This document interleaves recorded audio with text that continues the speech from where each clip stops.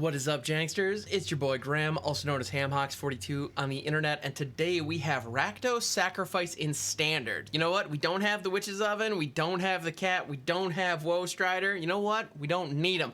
We don't even have the Oni Cult Anvil in this deck, believe it or not, because we are sacrificing creatures rather than artifacts. So I'm looking forward to sharing that with you and, yeah, explaining how that works. But first, I want to say a huge thank you to the patrons of this channel who help me keep the lights on. Angry Jellyfish, Else89, and Silent Labber, thank you so much for your contributions to the channel. They help immeasurably. And if you at home would like to join the ranks of our patrons here, you can for as little as $1 a month over on patreon.com. There's a link in the description below. Thank you so much for considering it. And with that, let's get into the deck tech. So here we go. Rakdos Sacrifice in Standard. So how do we do this? Obviously, we don't have a lot of good recursive sack outlets, so we're relying on individual instances of sacrifice effects to get some good value. One of which is, of course, Braids, Arisen Nightmare. We get to sacrifice one thing at the end of every single one of our turns, and we give our opponent the opportunity to sacrifice something of the same type, or we draw a card and they lose 2 life. So if we sacrifice, say, an enchantment or an artifact that we have lying around and they don't have a permanent of that type, we just draw cards. So we dome them for 2. So that puts some pressure on them. It gives us the recurring sacrifice that we want, because we're gonna have a lot of fodder lying around. So that's absolutely fantastic. Speaking of having fodder lying around, Lagomos, Hand of Hatred, is a very important piece of this deck. This is a 1/3 for 3. At the beginning of combat on your turn, you create a 2/1 red elemental creature token with trample and haste. This allows us to attack our opponent for, up to 2 power, even on the turn it comes in, and then, sacrifice that body at the end of the turn to Braids and potentially force our opponent to either sack creatures or give us cards. Either way, we're happy. So good stuff there. We also have Ob Nixilis, the Adversary. The Casualty is a sacrifice outlet, and with the Lagomos elemental around, that just gives us a free second Ob Nixilis very, very nicely. So that fits this deck kind of like a glove. I was high on Ob Nixilis when he first came out, and I was proven wrong, to be honest. I'll own it. I'll admit it. This card is not as good universally as I expected him to be. However, this deck can take advantage of him and do some pretty cool things.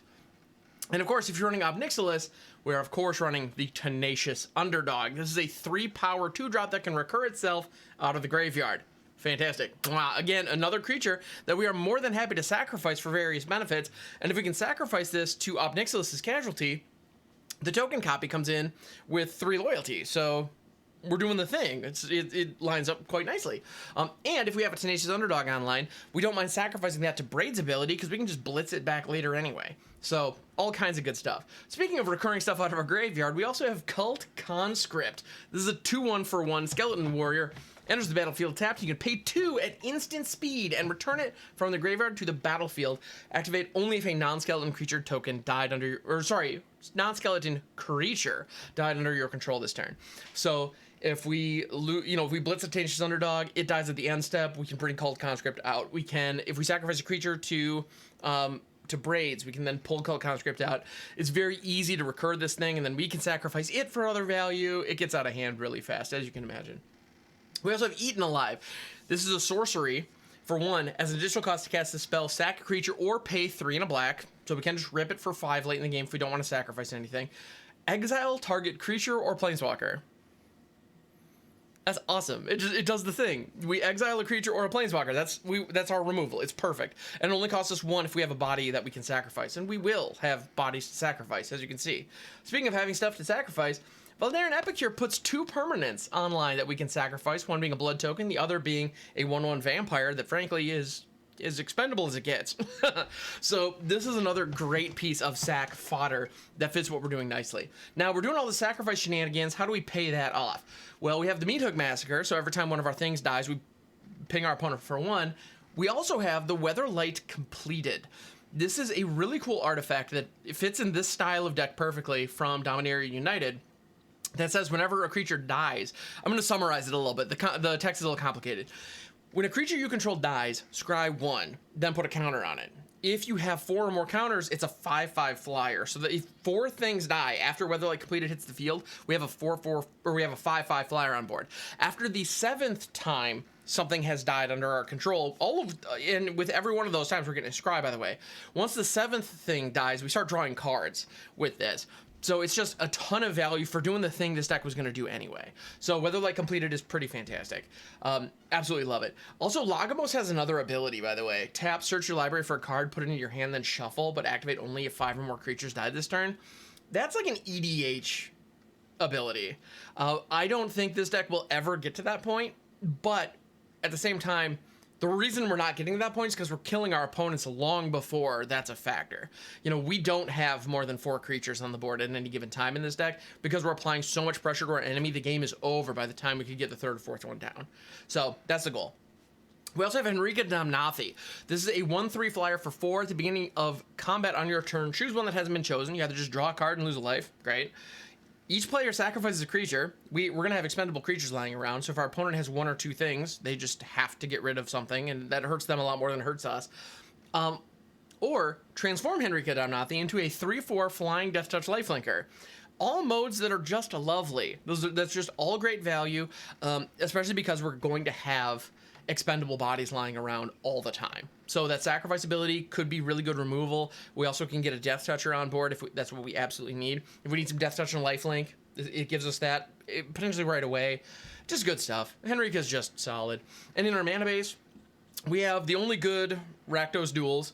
I mean, I suppose we could put some of the other ones in here, but at the end of the day, I've got Haunted Ridge and Sulfurous Springs in here. They seem to be the best right now, so that's what I'm working with. And then I also have 2 Hostile Hostels, which is one of the best names in Standard still, from Midnight Hunt, that is. And this is a land that taps for a colorless, or you can pay 1 tap, sacrifice a creature, put a soul counter on it, then if there are 3 or more soul counters, remove those counters, transform it, then untap it.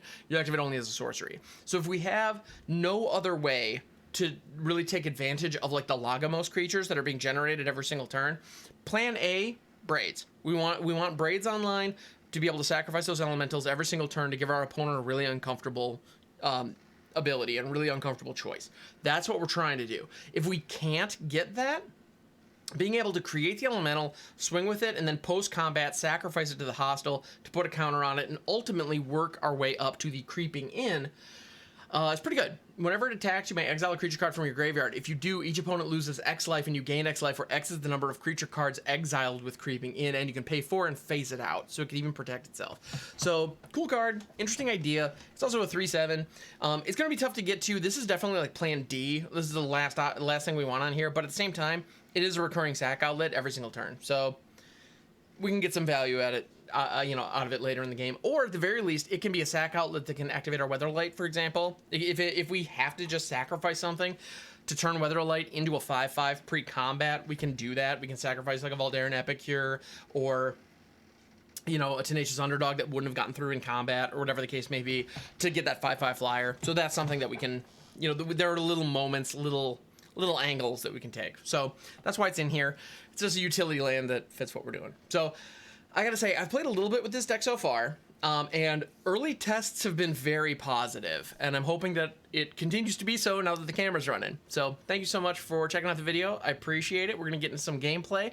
We're gonna see this thing in action, and if you enjoy what you're seeing, please hit that subscribe button. Well, hit the like button and the subscribe button. I don't know why I did the thumbs up for the subscribe button. That's the thumbs up is the like button. Anyway, hit the buttons, let YouTube know that you like what you're seeing, and with that, let's get into some gameplay and see this thing in action. This hand actually looks pretty great. We can hit the Epicure on 1 or the Conscript on 1. I think I'm going to throw the Conscript on 1, Weatherlight on 2. We're not going to have to ping ourselves with the Sulfurous Springs at all in that case. And we're going to get an expendable body on the Weatherlight going post-haste. So I'm feeling pretty good about that. Then we're going to hopefully hit Henrika on time. Worst case scenario, we have to pain ourselves to get some Epicures online on turn 3, which not the end of the world. And we can even use the blood token at that point if we want to. Alright, but yeah, we're showing the Conscript so far. Let's see if our opponent has any idea what we're doing.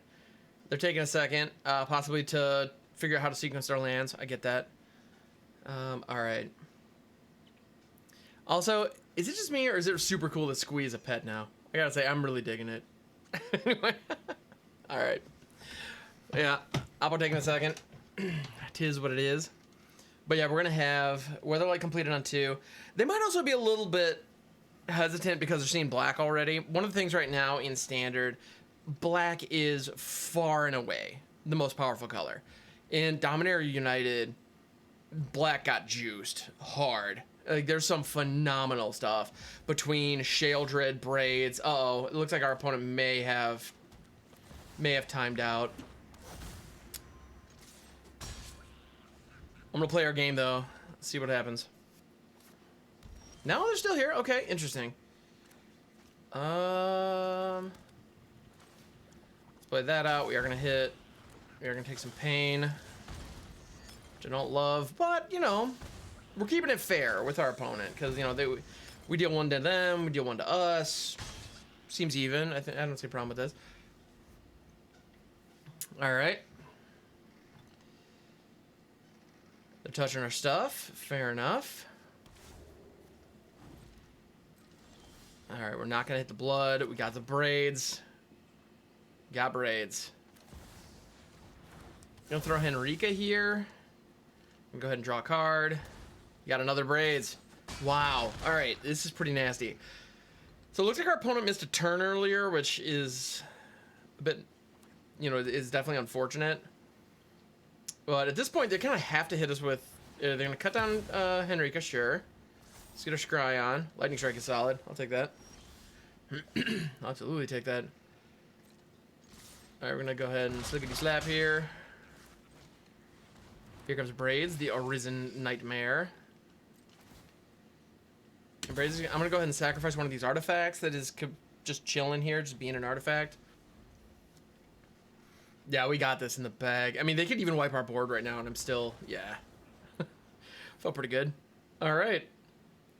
Yeah, if they wiped our board, actually, Weatherlight Compleated would have come online and been a 5/5 flyer, so that would have closed it out.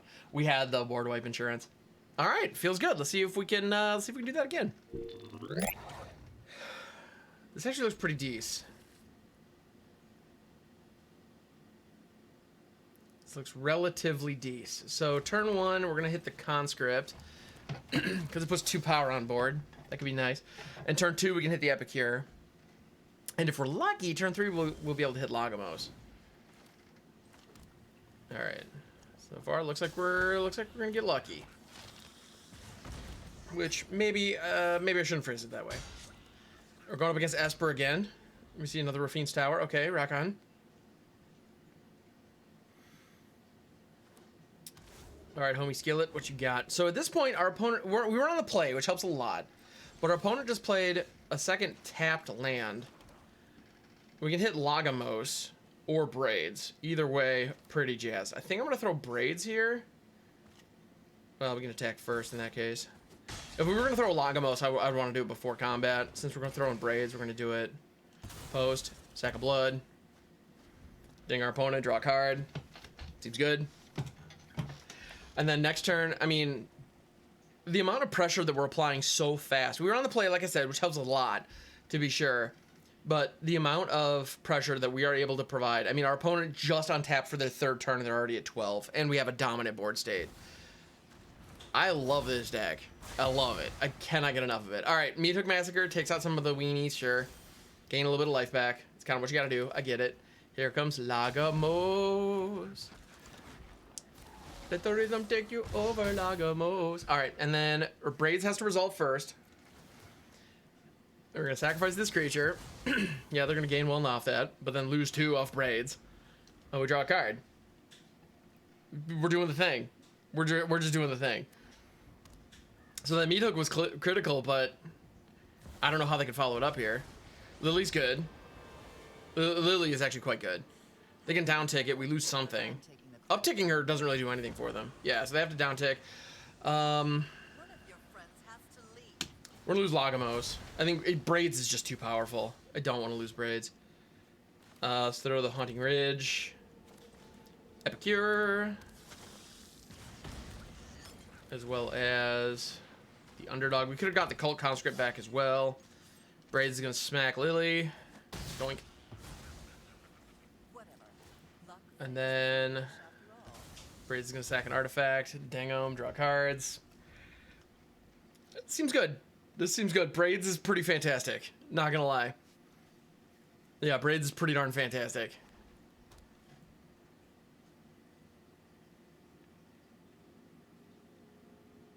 And we've got 7 power online. They're at 6. They need to respond somehow.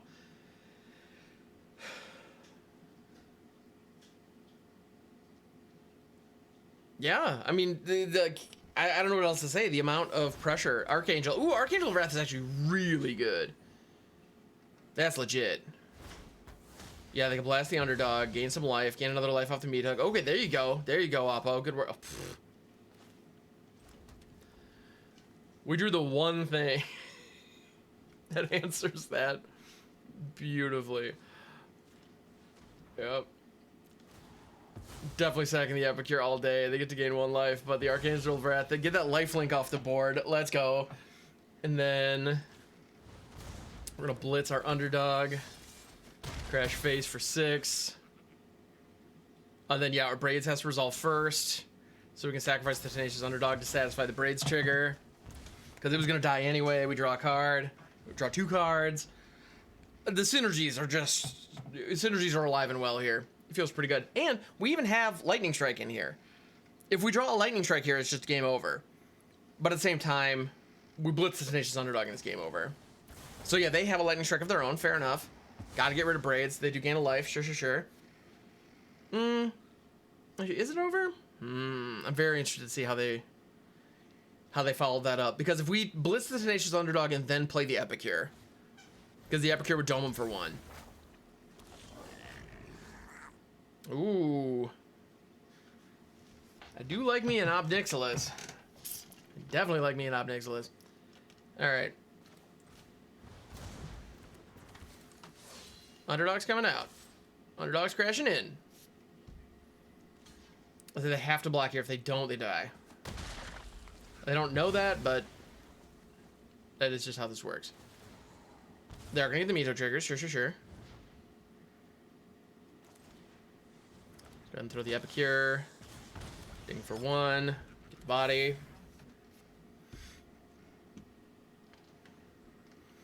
We could also have thrown the Conscript there, which would have been fine.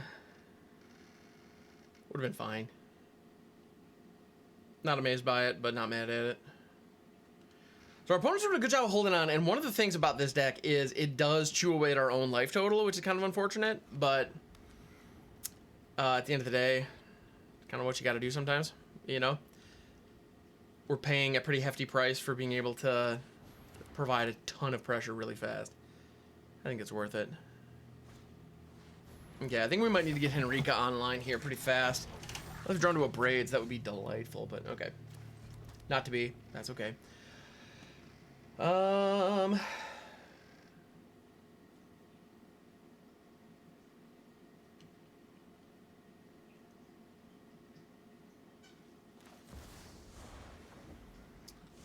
go ahead and casualty out Bobby Nix, pre-combat main. All right.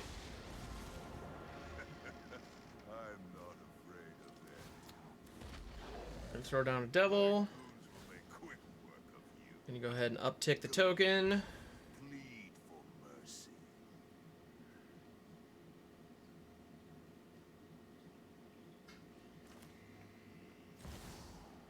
Then I'm gonna go ahead and Meathook for 1. He's gonna kill the devil, and we're just gonna kill our shaman friend over there. And now we have dueling Meathooks.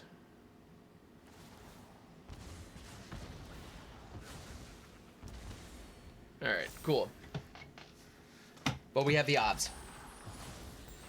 I'll be honest, I wanted to cast Henrika there. I didn't do my mana math correctly, so that was the thing. But worked out okay in the end. All good.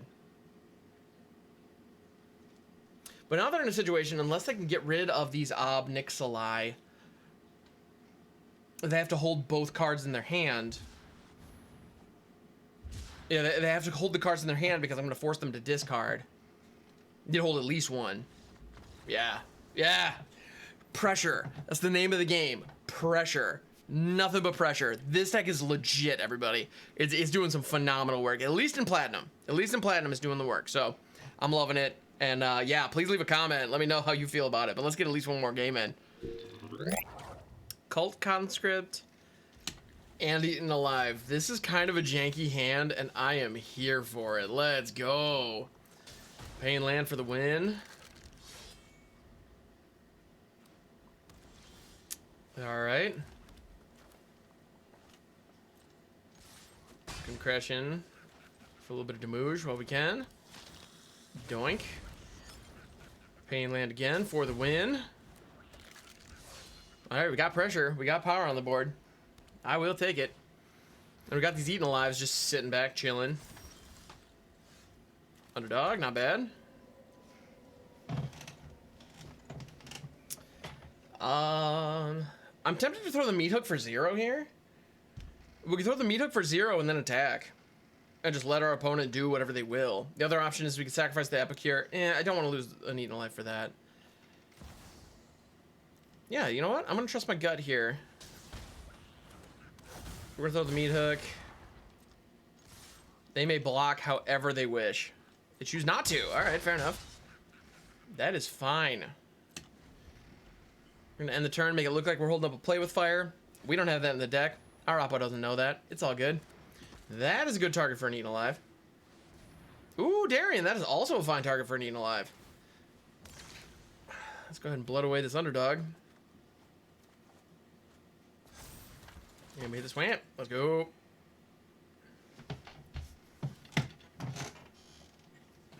All right. Yes, King Darian the numbered. All right. Where's that critter? Get Darian out of here.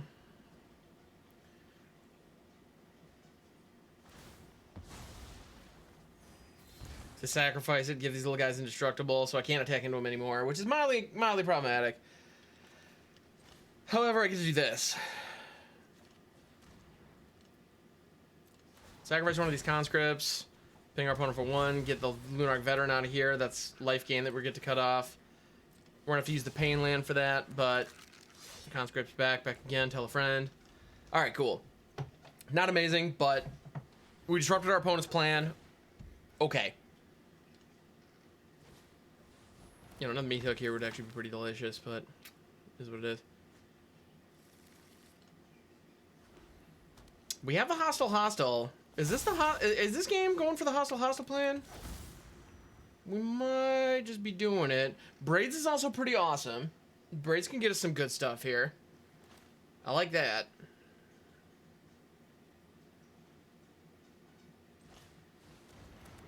Yeah, I think we stick Braids. If we want to activate that, we need to do it now. I don't think we do.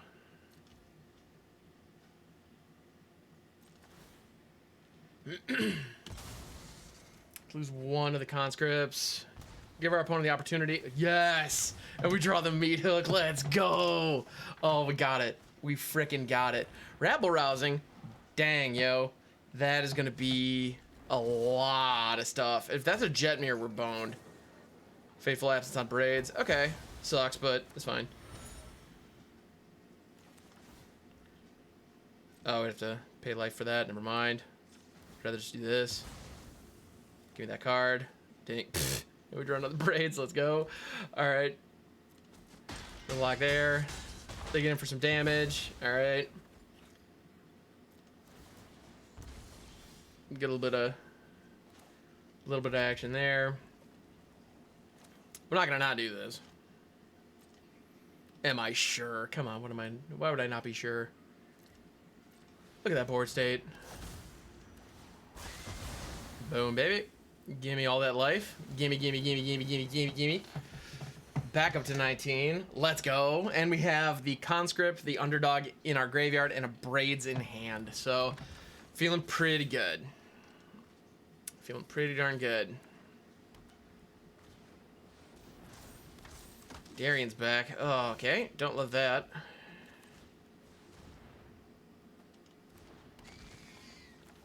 Alright, Braids is back again. I am just going to cast this Underdog just cause.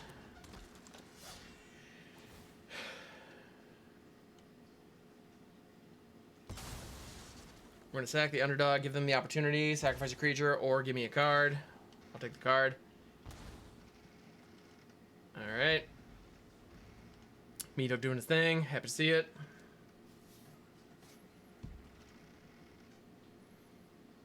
So rabble rousing wants them to attack.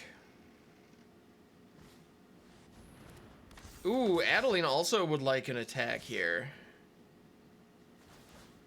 All right. Ooh, all right, this got scary. I'm not gonna lie. That's 9 damage, okay. And they have enchantments to sacrifice. I would love to see a Voldaren Epicure here. And they don't. Problematic. Truly problematic.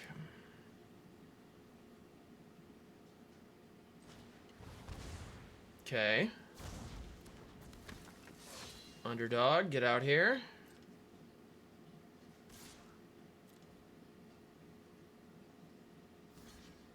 They're gonna block here. Cool. We're gonna get the Meathook trigger, and then we're gonna draw our card before the turn's over. So that's nice. Or going into our post-combat main. That's not gonna do. That's not gonna do jack diddly, as a matter of fact. All right.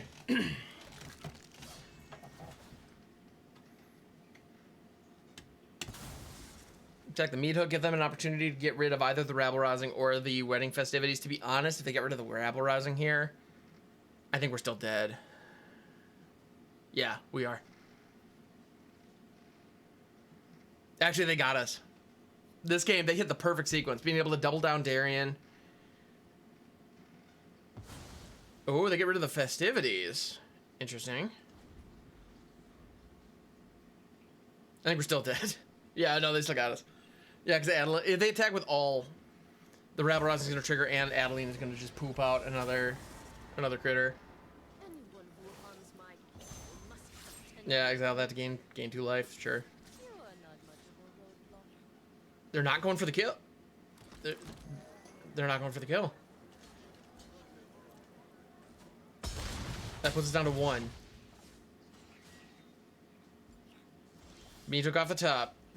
Okay, no, dang it. They got it. All right. Yeah, Braids is tight. I like Braids very much, but yeah. Okay, they got this one. So this one was not our game, but I'll be honest. I've played about a dozen games with this so far, and I've played about a dozen games with this deck so far, and this was our only loss. So I think there's definitely something here. It's interesting that the Selesnya go wide like human deck lined up nicely against it. That's very interesting. But rabble rousing's legit. I gotta say, I'm impressed. This is good stuff. Our opponent did some good work. We got lucky with the meat hooks and it still wasn't quite enough. So come on in, go for that high score. I get it. Do what you gotta do. Negative 38, not bad. Not bad. Well done, Oppo. But yeah, so I think this deck's legit. Sorry that we weren't able to end on a better note, but thank you so much for checking out the video, and thank you for making it to the end. It means the world. Please like, please subscribe, and I will catch you on the next one.